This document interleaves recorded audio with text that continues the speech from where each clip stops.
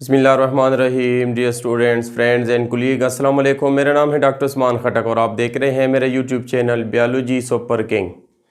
इससे पिछले वीडियो में बच्चे हमने मेंडल की हिस्ट्री, मेंडल ने पी प्लांट को क्यों सेलेक्ट किया और मेंडल ने कौन से 7 करैक्टर पी प्लांट के अपनी स्टडी में लाए।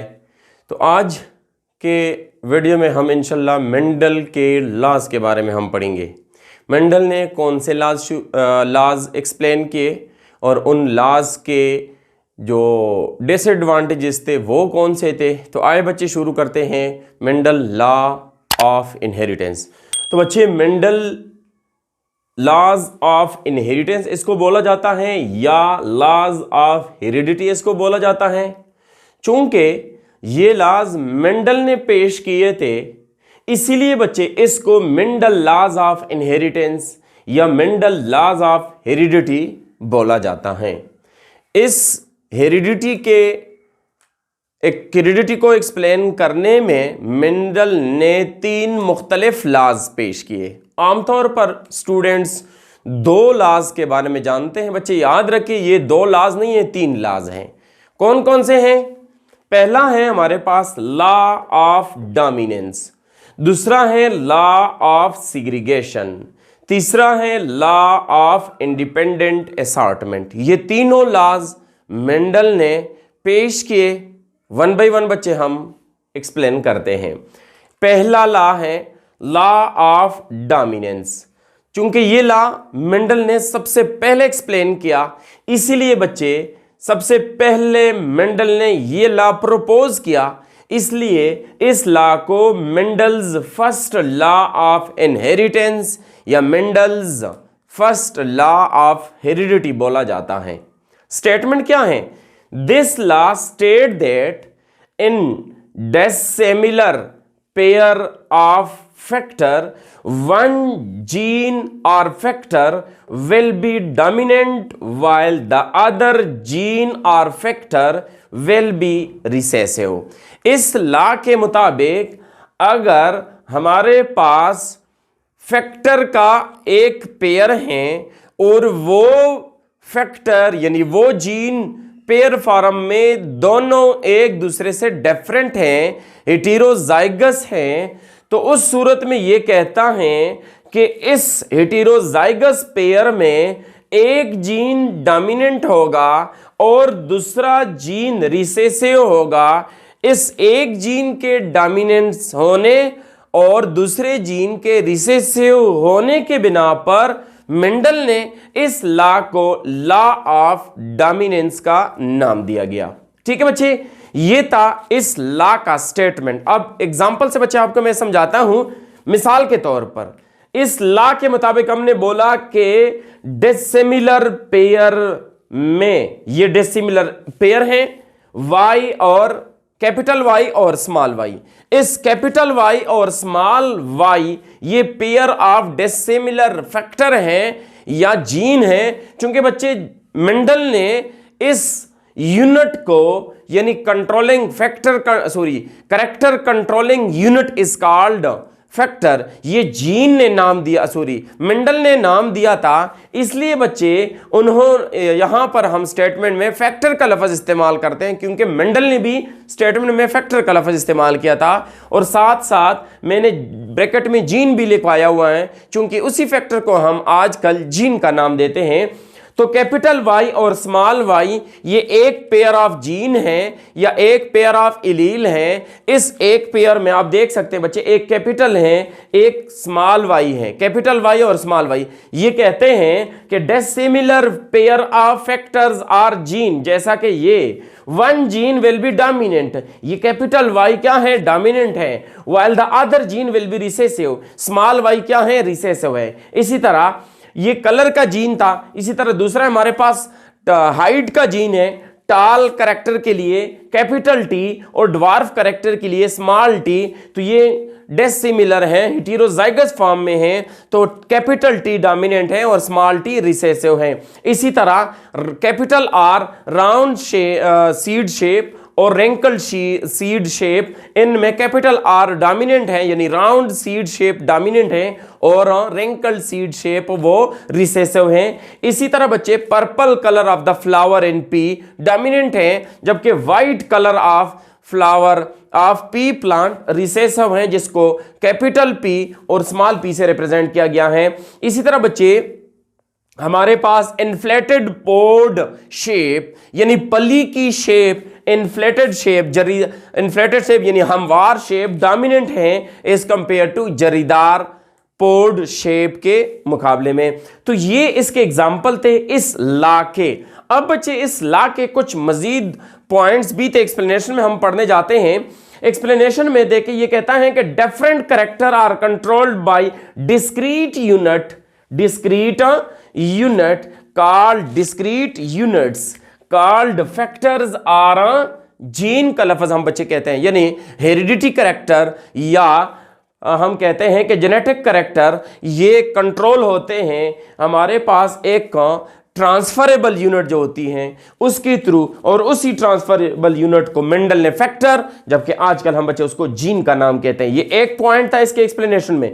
दूसरा पॉइंट कहते हैं कि ये फैक्टर और यानी ये जीन हमेशा पेयर की फॉर्म में किसी करैक्टर को रेगुलेट करते हैं। जैसा कि बच्चा आपको मैंने ये बता दिया, ये पेयर फॉर्म में है, ये भी है, ये भी है। इसी तरह जो भी जेनेटिक करैक्टर होगा वो पेयर ऑफ एलील जो है उसको कंट्रोल करेगा मेंडल के मुताबिक। इसके अलावा बच्चे expression of dominant trait occur in F1, जब आप दोनों को क्रॉस करते हैं, होमोजाइगस डोमिनेंट और होमोजाइगस रिसेसिव को आप क्रॉस करते हैं। मिसाल बच्चे मैं यहां पर आपको देता हूं, होमोजाइगस डोमिनेंट और होमोजाइगस रिसेसिव को जब आप क्रॉस करते हैं तो क्रॉस करने के दौरान ये आपको बताता है कि dominant trait will appear expression होगा, ये देखिए कैपिटल आर एक्सप्रेस हो गया, जबकि रिसेसिव आर जो है वो एक्सप्रेस नहीं हुआ।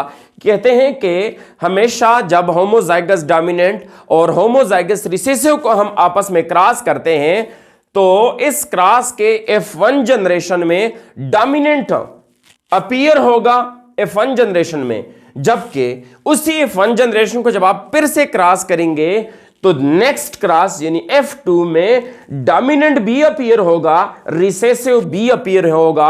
ये लॉ ऑफ डोमिनेंस के 3 मुख्तलिफ पॉइंट्स थे बच्चे जो आपको मैंने बता दिए।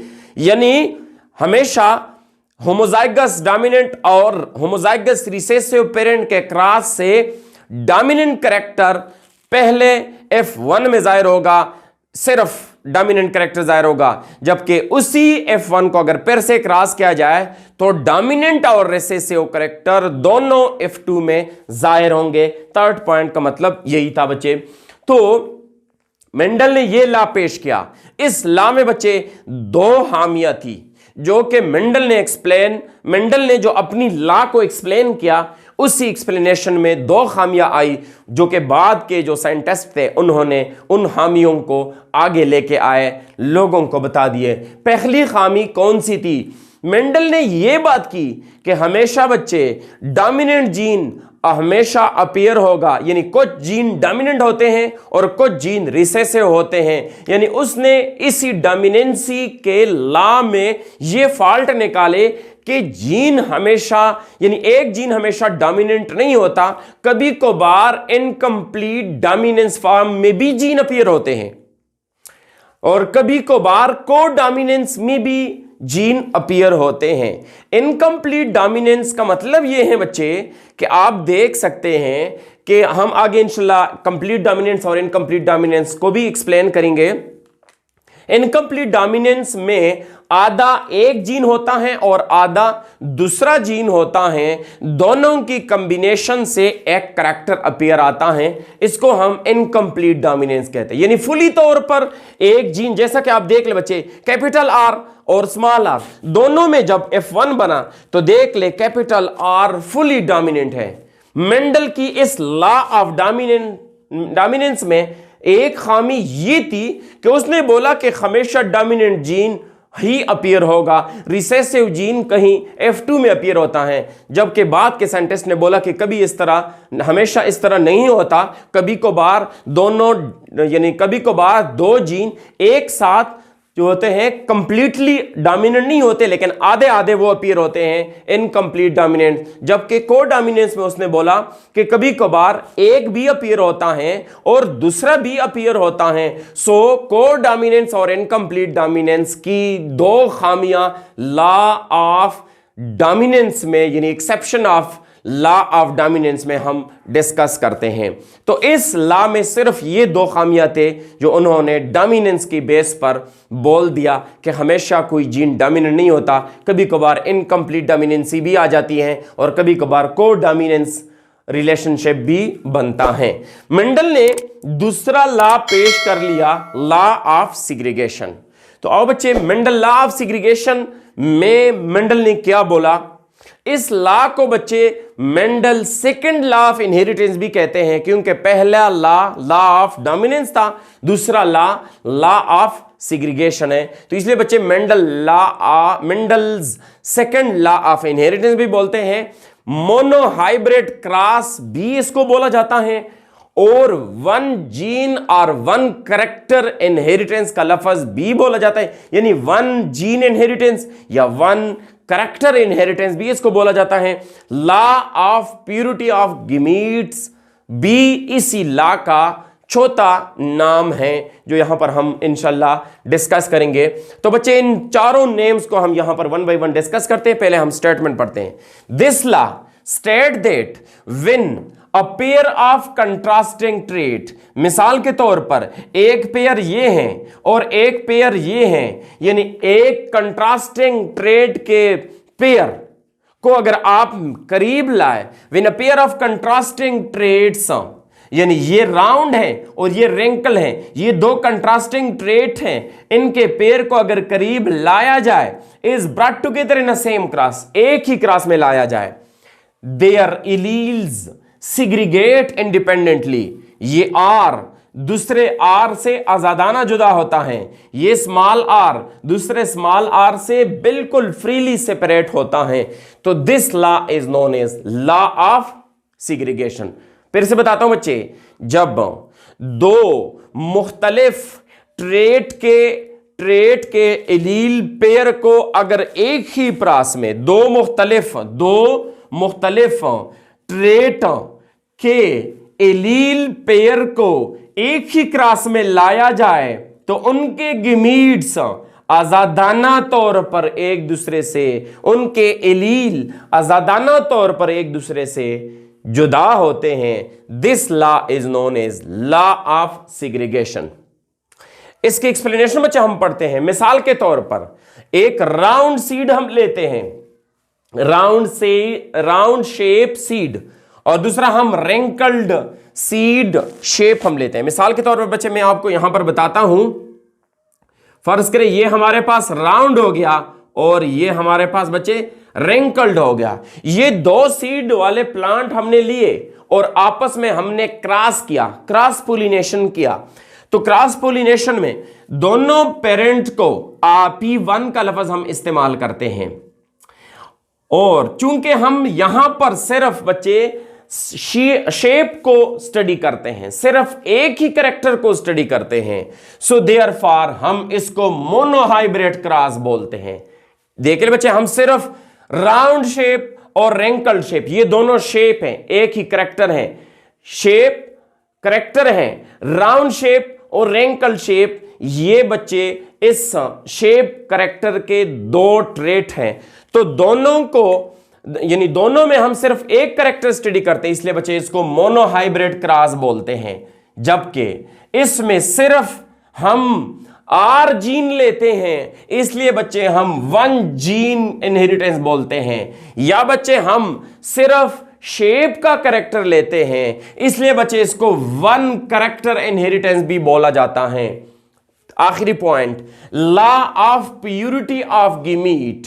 Law of purity of gamete का मतलब ये कि हमने बोला कि ये स्मॉल आर स्मॉल आर और ये कैपिटल आर जब इनके इलील गिमीट फॉर्मेशन के दौरान आजादाना तौर पर एक दूसरे से सेपरेट होते हैं, प्योर फॉर्म में एक दूसरे से सेपरेट होते हैं, यहां पर आएगा सिर्फ स्मॉल आर, यहां पर आएगा सिर्फ कैपिटल आर, तो इस बेस पर हम इसको लॉ ऑफ प्यूरिटी ऑफ गिमीट्स बोलते हैं, क्योंकि बच्चे ये हमारे पास गिमीट्स बनते हैं।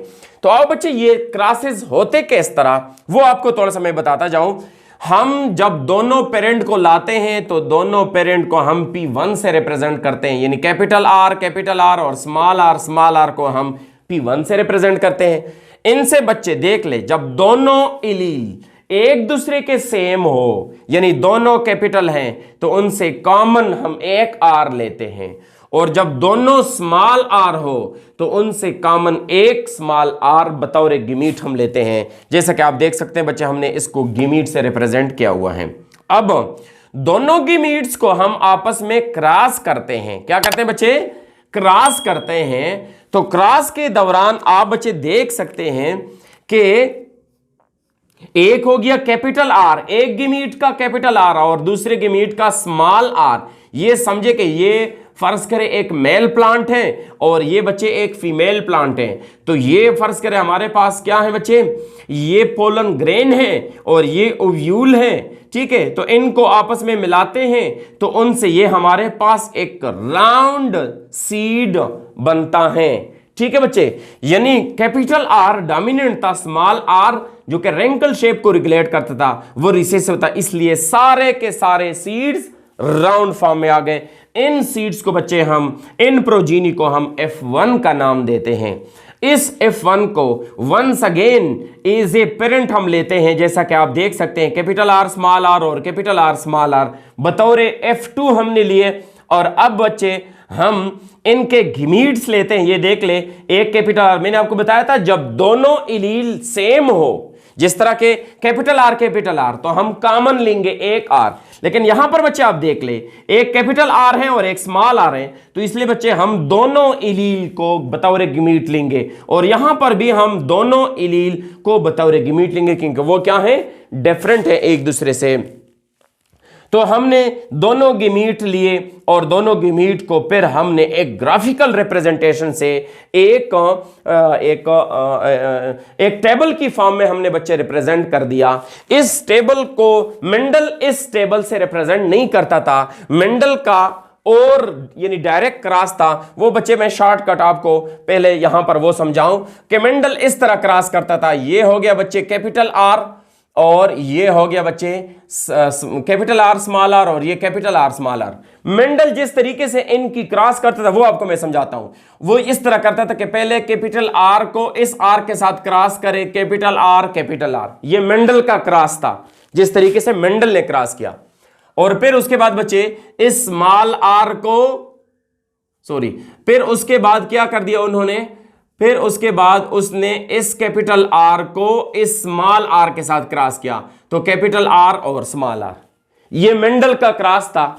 तो उसके बाद बच्चे मेंडल इस तरह क्रॉस करता, इस स्मॉल आर को कैपिटल आर के साथ क्रॉस किया, तो ये कैपिटल आर स्मॉल आर। देखिए बच्चे यहां पर स्मॉल आर और कैपिटल आर बनता है, स्मॉल आर और कैपिटल आर, लेकिन हम हमेशा जेनेटिक रिप्रेजेंटेशन में जीनोटाइपिक फॉर्म में डोमिनेंट को पहले लिखेंगे, रिसेसिव को बाद में लिखेंगे। इसलिए बच्चे हमने स्मॉल आर और कैपिटल आर को इस पैटर्न से नहीं लिखा, बल्कि हम कैपिटल आर और स्मॉल आर लिखेंगे। और फिर उसके बाद मेंडल ने इसको इसके साथ क्रॉस किया, तो ये आ गया बच्चे स्मॉल आर और स्मॉल आर। जरा गौर करें बच्चे, जो पैटर्न इस टेबल में था वही पैटर्न मेंडल का भी आ रहा था, लेकिन मेंडल वाला क्रॉस थोड़ा सा मुश्किल था, कोई सीक्वेंस नहीं था। इसलिए बच्चे एक और साइंटिस्ट जिसका नाम था रेजिनाल्ड सी पुन्नेट, तो इसी साइंटिस्ट ने, ये एक ब्रिटिश जेनेटिसिस्ट था, उसने बच्चे यहां पर 1910 में ये टेबल उन्होंने क्या कर दिया, मेंडल के काम में इस्तेमाल किया। चूंकि मेंडल का काम सेंचुरी में वंस अगेन रीडिस्कवर्ड हुआ था, तो उससे पहले मेंडल के लॉज में इस तरह का क्रॉस था। ठीक है बच्चे, लेकिन 1910 में रेजिनाल्ड सी पुन्नेट ने मेंडल के लॉ में ये वाला पैटर्न यूज कर लिया। चूंकि ये पैटर्न पुन्नेट ने यूज किया था, इसी वजह से इसको हम पुन्नेट स्क्वायर का लफ्ज इस्तेमाल करते हैं इस टेबल को, या बच्चे हम इसको चेकरबोर्ड का लफ्ज इस्तेमाल करते हैं। यानी पुन्नेट ने इस टेबल को अपने, यानी इसी स्क्वायर को अपने नेम से मौसूम किया।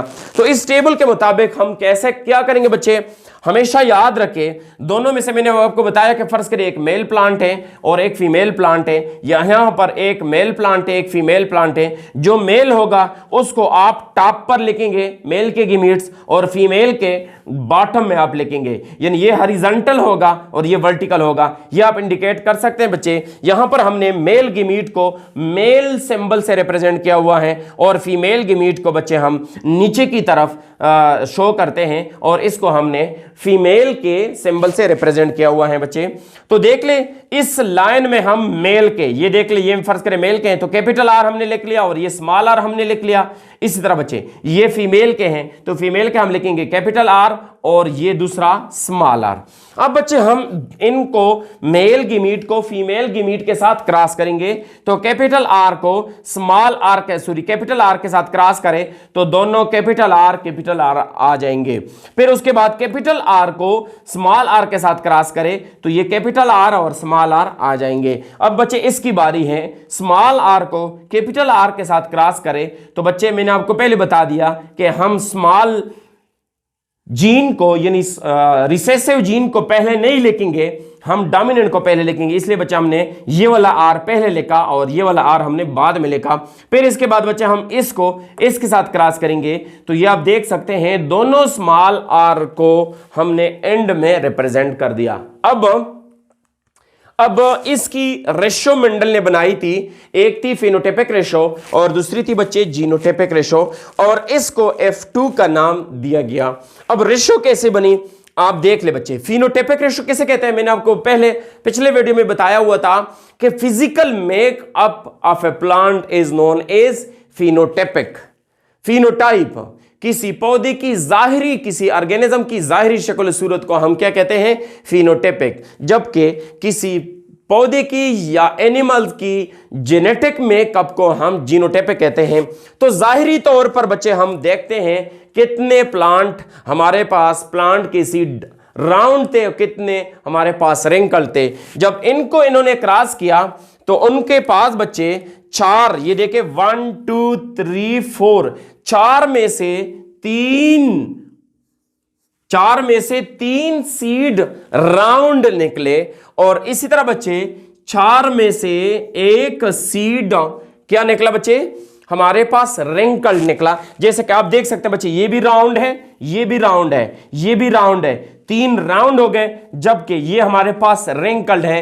तो 4 में से 3 राउंड सीड और 4 में से 1 रिंकल्ड सीड। ये जीनोटाइपिक रिप्रेजेंटेशन थी। फिनोटाइपिक रिप्रेजेंटेशन थी। अब बच्चे हम फिनोटाइपिक के बाद जीनोटाइपिक रिप्रेजेंटेशन पढ़ते हैं जीन से। हम पहले लेते हैं ऐसे सीड देखेंगे हम जिसमें दोनों कैपिटल आर हो, एक ये है, दूसरा हमारे पास नहीं है, तो राउंड सीड है, लेकिन डबल कैपिटल आर के जीन सिर्फ एक में है। तो बच्चे 4 में से सिर्फ 1 सीड के जेनेटिक मेकअप ऐसी थी जिसमें डबल कैपिटल आर था। फिर उसके बाद हम दूसरा करते हैं, ऐसा सीड हम देखेंगे जिसमें एक कैपिटल एक स्मॉल आर हो। तो हम देखते हैं बच्चे, एक ये हो गया हमारे पास, एक ये हो गया, जो आप देख सकते हैं ब्लू कलर में मैंने रिप्रेजेंट किया हुआ है।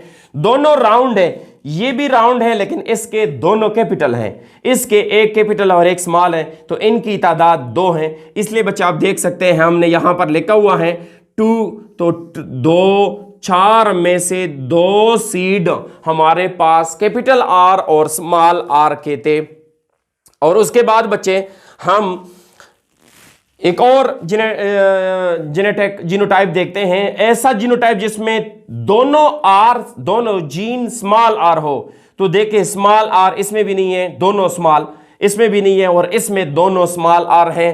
तो ये कितने हैं बच्चे? एक हैं। तो इस सीड की शेप रेंकल थी, तो इसको बच्चे हमने ये बोला कि 4 में से सिर्फ एक सीट प्योर यानी होमोजाइगस था, रिसेसिव होमोजाइगस एक राउंड और डोमिनेंट होमोजाइगस एक राउंड और ये रिंकल्ड था। तो ये होमोजाइगस रिंकल्ड, रिसेसिव रिंकल्ड और ये होमोजाइगस डोमिनेंट राउंड। ये बच्चे हेटेरोजाइगस, क्योंकि आप देख सकते हैं एक कैपिटल है और दूसरा स्मॉल है। इसको हम हेटेरोजाइगस डोमिनेंट बोलते हैं, इसको हम होमोजाइगस डोमिनेंट बोलते हैं, इसको हम हेटेरोजाइगस डोमिनेंट बोलते हैं, इसको हम बच्चे होमोजाइगस रिसेसिव बोलते हैं। तो ये था बच्चे मेंडल का जीनोटाइपिक रेशो, जो आपको मैंने बता दिया बच्चे। इस लॉ में मेंडल ने कोई गलती नहीं की, इसलिए बच्चे हमने यहां पर बताया हुआ है कि no exception of law of segregation, law of segregation में कोई एक्सेप्शन नहीं थी। तो ये था बच्चे मेंडल के 2 लॉज के बारे में, मेंडल लॉ ऑफ डोमिनेंस और मेंडल लॉ ऑफ सिग्रीगेशन। चूंकि हमारे कोर्स में बच्चे एक्सेप्शन की बात नहीं हुई है, तो हमेशा बच्चे मैं अपने वीडियो में अपने स्टूडेंट के साथ ये बात करता हूं कि आप देख ले हमारे वीडियो को, आप दूसरों के साथ आप क्या करें, कंपेयर करें, फील द डिफरेंस। मैं यही बात अक्सर रिपीट करता हूं कि फील द डिफरेंस। इंशाल्लाह मैं उम्मीद करता हूं कि आपको मेरी वीडियो से बहुत कुछ समझ आया हुआ होगा। अगर आपको हमारी वीडियो पसंद आई हो तो लाइक का बटन दबाएं और अब हमारी हौसला अफजाई के लिए कमेंट सेक्शन में अपने खूबसूरत और प्यारे कमेंट लिखे, और उसके अलावा इस वीडियो को अपने दोस्तों के साथ ज़्यादा से ज़्यादा शेयर करें। और इसी तरह के मज़ीद और ख़ूबसूरत वीडियो को देखने के लिए आप हमारा YouTube channel biology super king को सब्सक्राइब करें। Thank you. अल्लाह हाफिज़।